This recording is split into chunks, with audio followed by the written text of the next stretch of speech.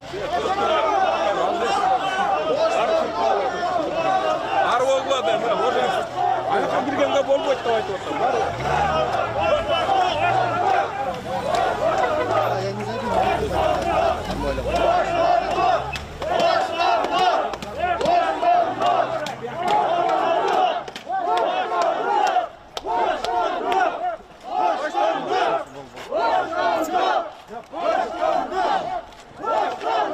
Все, болды,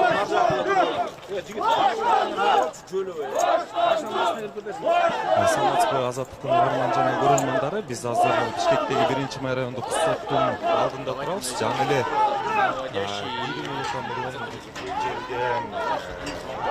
сиздер көрүп тургандай, жол кеңештин депутаттары Азбек Жээнбеков менен төрөбүз Карыштын тарапташтары чогулду. Мунун алдында эле 1-3-4 машина менен соттун имаратына кирип кетти, бирок биз кийимди алып келгенин, анын ичинде келген жокпуз. Бирок бул жердеги маалыматтар боюнча, буга чейинки айтылган маалыматтар боюнча ушул сотко Азбек Жээнбеков менен келе турган алар мыйзамсыз полный грязей. Можете сказать свою фамилию и милиция кызматкерлери бизди киргизбей жатат ичине. Жана ошондой бул жерден биз чындыгында эле кимди алып келгендигин такыр көрө алган жокпуз. Пресса не пускает. Азыр биз бул жердеги чогулган тарапташтар менен Пресса не пускает туда. көрөлү. Азыр бул жерде Помойте. Азаттык радиосу. Мен атым Айбек Бибосунов. Сиз азыр түз эфирдесиз. Бул жерге эмне максатта чогулдуңуздар? Анан чогулгандардын суроо талабы эмне болуп атат азыр эми? Чогулгандардын суроо талабы бирөө эле ошол жөндөн жөн эле каралоо болуп атат. Биз ушундай эле 200% жөндөн жөн каралоо саясий буйрутма деп эле эсептейбиз. Туура эмес маалымат менен. Туура эмес маалыматтын негизинде айрым асылган күчтөр ушуга жеткирди да атайын эми ратификацияга тиешелүү болсо Асылбек Шарипович Жээнбеков ошол мен ойлоп атам ошо жана 16-жылдагы мөңгүлөргө талкалоого Атамбаев баягы Жээнбеков кол койбой коюп анан Атамбаев акыркы президенттик күнүнө кол коюп кетпедиби? Ошондо Бабанов премьер-министр болчу, Бабановду алып келет дедилер. Кана Бабановду алып келген? Ал эмне бир жөнөкөй көчөдөгү карапайым кара таман бизге окшогон жаран беле. Ал келсе жок дегенде бир 50-60 тарапташ болмок, эч кимиз жок. Алдагы бул бийлик аркылуу жүргүзүлгөн саясий шоу бойру. Мырза, азыркы учурда бир так маалымат жок болуп атат. Бири Кумтөр боюнча камалды десе, ошол эле учурда мыйзамсыз байуу деп айтылып атат. Анан сиздерде так маалымат барбы? Кайсыл берене менен эми айыпталып жатат? Бизге да жеткен маалымат, так маалымат жок. Сиздерде эле маалымат болуп атат. Мыйзамсыз байуу беренесин Төрөбай Зулпукаровго тагып атат деди. Асылбек Шарипович Жээнбековго эмени тагып атат деди да. Кумтөр боюнча. Мен айтып атам, анда Кумтөр боюнча 90 депутаттын баарын алып келип калмашсын да, анда ошо жанагы мөңгүгө кол коюп бергенде ратификациялаган деген сол. Азыр дагы бир суроо бере алайын. Азыр бир унаалар кирип кеткенде биз ичинде кимдер бар экенин билбей калдык да. Биз азыр Асылбек Жээнбеков менен Төрөбай Зулпукаровду алып келди ичинде деп айтсак болобу? Ошондой дешти го, мына Зулпукаров менен Төрөбай Зулпукаров менен Асылбек Жээнбековду алып келди деди. Мен 2009-жылдан бери Асылбек Жээнбековдун жанында жүргөн адам катары мен толук негизде айталам. Жээнбековдун тарапташтарынын бири менен сүйлөштүк. Буга чейин Бишкектеги 1-май соттун имаратына бир 3-4 машина кирип кетти. Алардын ичинде ошол жол кеңештин депутаттары Асылбек Жээнбеков менен Төрөбай Зулпукаров бар экендиги айтылып жатат. Анын тарапташтары бир болжолду эсептенет. Бүгүнгө чогулуудан ашыгыраак тарапташтары чогулуп, ушул эки депутаттын ысымын атап боштондук деп талап коюп атышат. Бүгүнкү ушул 31-май негизинде бир катар көп кылмыш козголду. Бүгүн кылмыш козголгондордун улуттук коопсуздук боюнча мамлекеттик комитетке суракка чакырылгандардын арасында мурдагы өкмөт башчылары Өмүрбек Бабанов, Чудинов бар экени дагы белгилүү болду. Ошондой учурда Өмүрбек Бабанов камалды деген дагы маалыматтар чыгып атат. Мындан тышкары Жоокмештин дагы депутаты Мамытбек Узакбаевдин дагы камалганы Исхактин бир нече күн мурун ушул өзүнүн мандатын тапшырган Исхак Кырматовдун дагы камакка алынгандыгы айтылып атат. Ошондой учурда УКМК маалыматтарды бир толугу менен бул айтып аткан сөздөрдүн баары толугу менен тастыктайды. Азыркы учурда Өмүрбек Бабанов боюнча маалымат таратты, Талант Узакбаев боюнча маалымат таратты. Асылбек Жээнбеков менен Төрөбаев боюнча азыр толук кенен маалымат бере элек. Сиздерге салабыз. Азыр биз 1 май райондук соттун алдына түз алып берүүбүз. Бул жердеги сөздөргө ишенетін болсок, ошол Асылбек Жээнбеков байлануштуу камалышы мүмкүндүгү айтылып жатат. Асылбек Жээнбеков азыркы депутат экенин, Дагыстандын мурдагы президенти Сооронбай Жээнбековдун бир тууганы экенин эсиңиздерге салабыз. Ал ошол Сооронбай Жээнбеков өкмөт баштыкка келген учурга чейин Жогорку Кеңештин төрагасы болуп иштеген.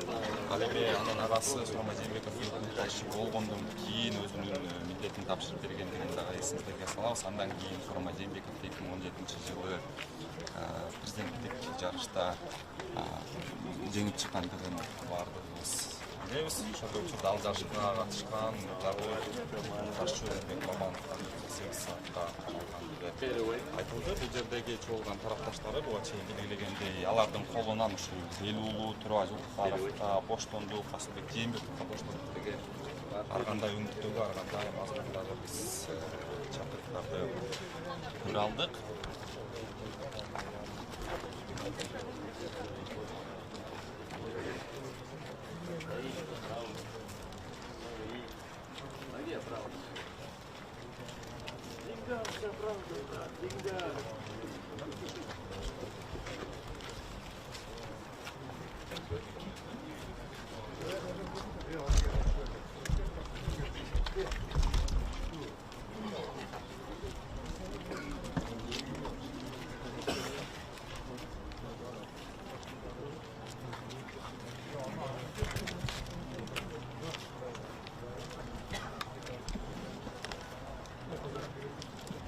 Азаттыктын угарман жана көрөрмандары буга чейин белгилегендей бүгүн 31 май ошол бир катар сурактарга бай болду деп айтсак болот. Буга чейин сизге айттык, ошол Өмүрбек Бабанов пункттер иши боюнча кармалганы белгилүү болгон. Анын адвокаты Асыр Амантур Абдрахманов пикирин менен сиздерди тааныштырайын.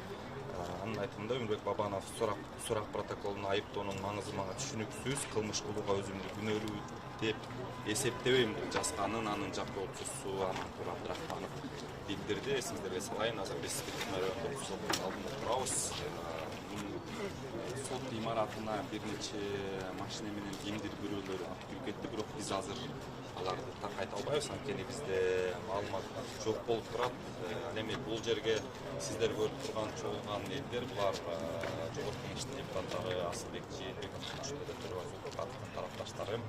Алардын пикири боюнча бүгүн ушул жогоруда исим аталган 2 депутаттын машыгуу чарасы каралышы мүмкүн. Анан ошондуктан ушул жерге чогулуп өздөрүнүн колдоосун билдирип жатышат.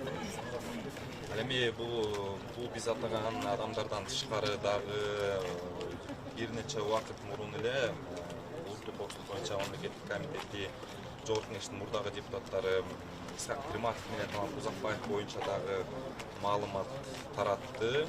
Алардын бизге бөлүшкөн маалымат боюнча аталган депутаттар кум төлгөнүн иштетүү боюнча долбоордун ар кандай баскычтарында коррупция боюнча козголгон кылмыш ишинин алкагында камалганын билдирип атышат.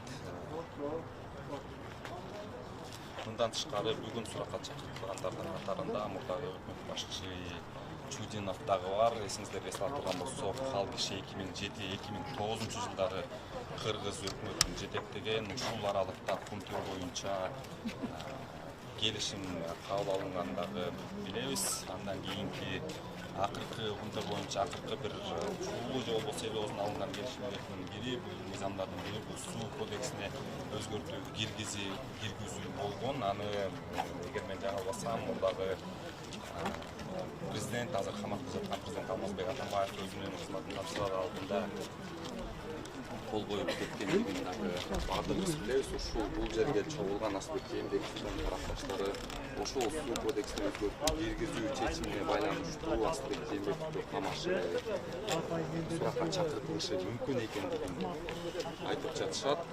Чогулгандардын баардыгы Асылбек Жээнбеков кандайдыр бир чечим кабыл ала турган кызматта иштебегенин, ал кишинин эч кандай күнөөсү жок экендигин билдирүүдө.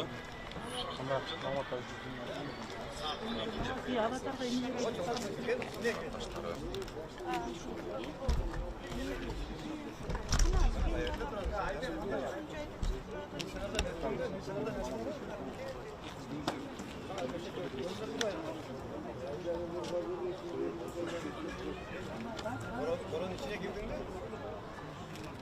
Hayır, ne girdin?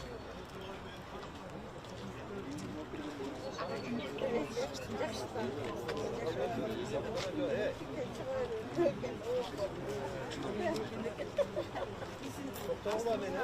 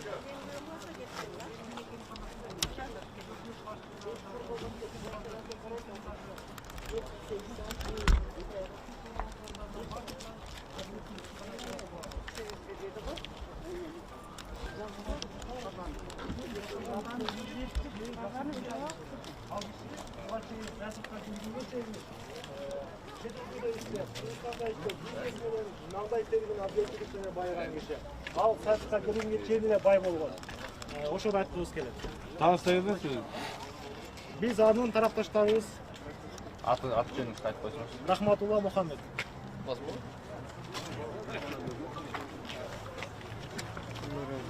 Товарищи пресса, Казактын угармандары эми ушул во время суда? ар кандай суракка негиз болгон Почему товарищи прессу не пускать на суд? Почему? Вы вроде пресса, а вы уходите. Министрлер кабинетине Вы пресса, вы должны быть там. тыштан башкаруу киргизүүнү тапшырган азыр күндөрдү деңиз өткөрүп башкарып жатат. Канадагы Center Gold компаниясы болсо жогорку кеңештин Күн компания ишканасынын сырттан башкаруу жүргүзүү боюнча чечимине жооп берип, парламенттин соңку чечими Center менен Күн компаниянын укуктарына өкмөттүн узаткан бериштерин алкагында милдеттенмелерине каршы келерин деп билдирген. Мындан тышкары алар ошол арбитраждык сотто дагы кайрыла тургандыгын билдирген болчу. Ага чейин 17-майда чыккан октябрь айында соту компаниясы Кыргызстан экология мыйзамдарын бузган үчүн мамлекетке 261 миллиард 719 миллион кенемти төлөп берүүгө милдеттендирген. Ошол эле учурда жогорку кеңеште ушул күндөр кеңине байланыштуу комиссия түзүлгөнүн, аны өкмөттүн депутаты Акылбек Жапаров жетектеп атканын дагы жакшы билсеңиз керек. Буга чейин дагы ошол асфальт маалымат каражаттарында күндөр боюнча чакыруулар, сурактар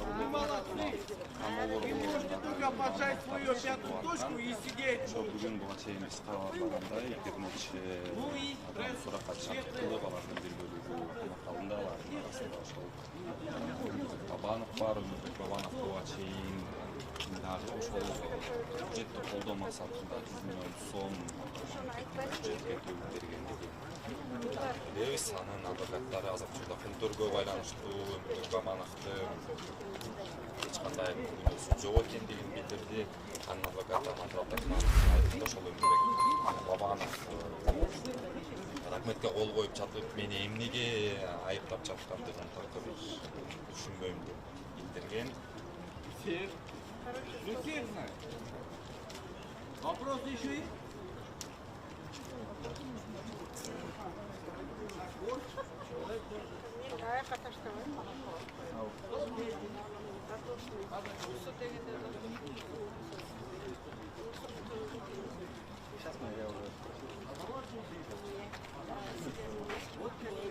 Ошо бүгүн УКМКга суракка чакыртылган 5 адамдын ысымы массалык маалымат каражаттарына жана ошондой эле бир катар элге белгилүү болуп калган болчу. Бирок ошол алда кечке маал УКМК маалымат таратып, Исхак Пирматов менен чогуу ошол жогорку кеңештин мурдагы депутаты Талант Узакбаев дагы чакыртылганын билдирди. Эсиңиздерге салып турган болсок, мендеги маалымат менен жаңылсак Талант Узакбаев жогорку кеңештин 5-чи чакырылыштын депутаты болгон. Ал ошол бүгүн күнтөр боюнча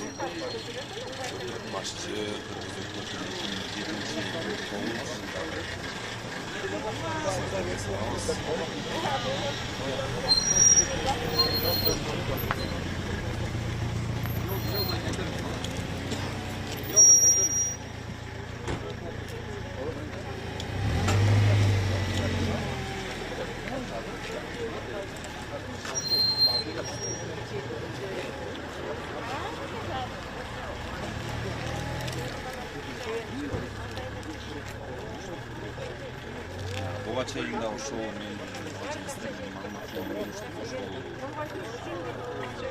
буга чейин дагы Камчыбек Ташиев ошол күнтөргө байланыштуу козголгон 4 кылмыш бар экенин билдирген. Мындай билдирүүсү Камчыбек Ташиев 17-майдагы парламенттин кезексиз жыйынында билдирген эле. Ал өз сөзүндө ошол козголгон 4 кылмыштын биринчиси Күнтөргө компаниясынын жетекчилерине байланыштуу, эми калган 3 кылмышы орто кызматтык кылмыштар деп билдирген. Буга ошол учурдагы эң жогорку кызматка ээлеп турган адамдар кирерин, тагыраагы бир нече экс-премьер-министр, депутаттар жана башкалар деп белгилеген болчу. Андан кийин ошол билдирүү 17-майда жогорку кеңеште жасалды. Андан кийин эле 9-майда ошол өкмөт боюнча мамлекеттик комитети бир нече жогорку кеңештин мурдагы азыркы депутаттары тургузуп, буга чейинки 2010 жылдан кийин жетектеген башкарган адамдар бир бөлүгү камакка алынды.